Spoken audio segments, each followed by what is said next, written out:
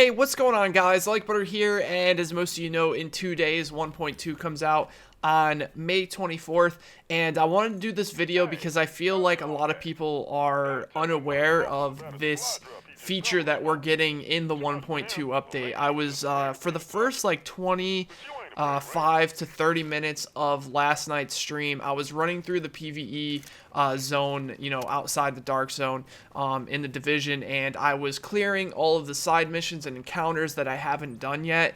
And a lot of people were coming in and asking why I was doing this, so I feel like maybe I should have explained this in a video a little bit earlier.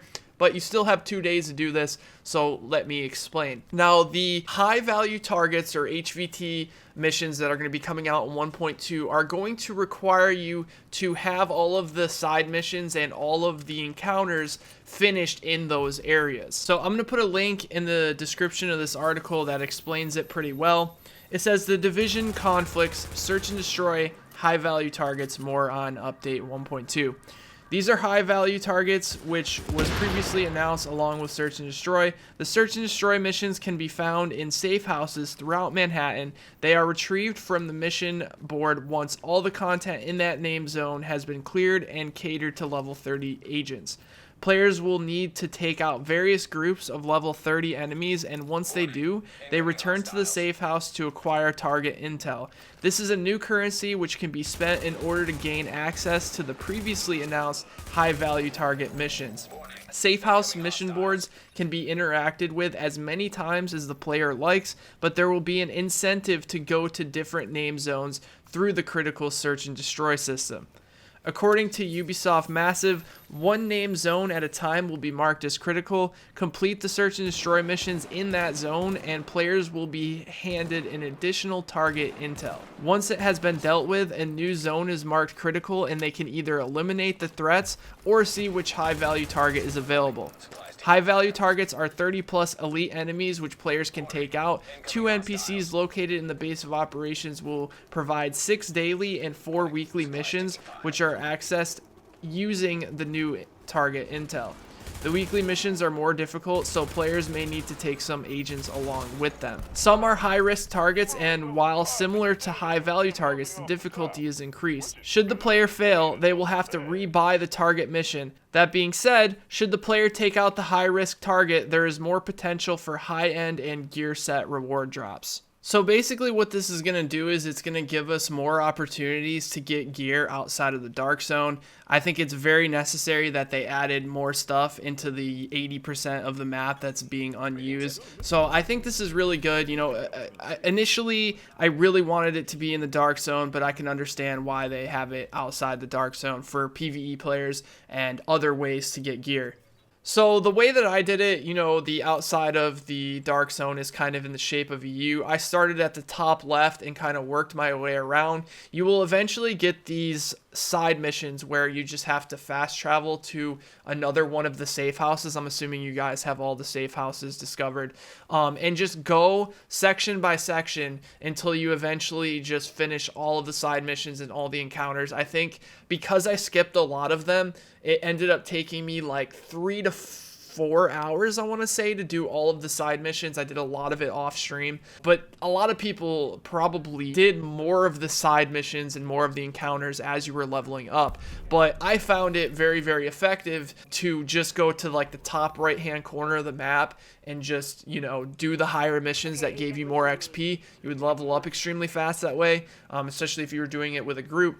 But I had to go all the way back and go through these missions again. But I think it'll be worth it because, like I said, it'll be nice to have some other stuff to do outside of the dark zone. I'm really excited for the future of the dark zone. But in 1.1 we got like supply drops. I was hoping that they would add like more events in the dark zone. Let's hope that they do that, in DLC down the road.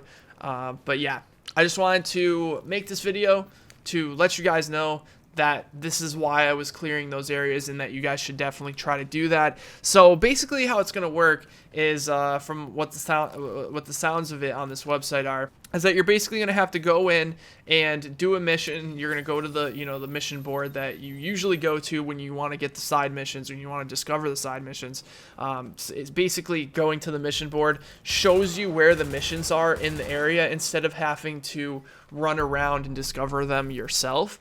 And what you're going to do is you're going to eliminate a couple of enemies, and then you're going to, finish that, quest really, or mission, and then you're going to go back and they're going to give you intel on where the high value targets are, and then you have to seek out with your group, destroy the high value targets, and you will get a reward for it. So hopefully they add something like this in the Dark Zone, maybe, contracts that are in the Dark Zone that are specific for, a certain person. So say you go into one of the safe houses in the Dark Zone and you get a, HVT, and you have to find that character, and that character specifically will give you some sort of, even DZ credits or, chances at a higher end drop, or maybe 2 high end drop. I don't know, something like that. I think they need to kind of add more, hourly events into the game so that, maybe even if it's every like 2 hours,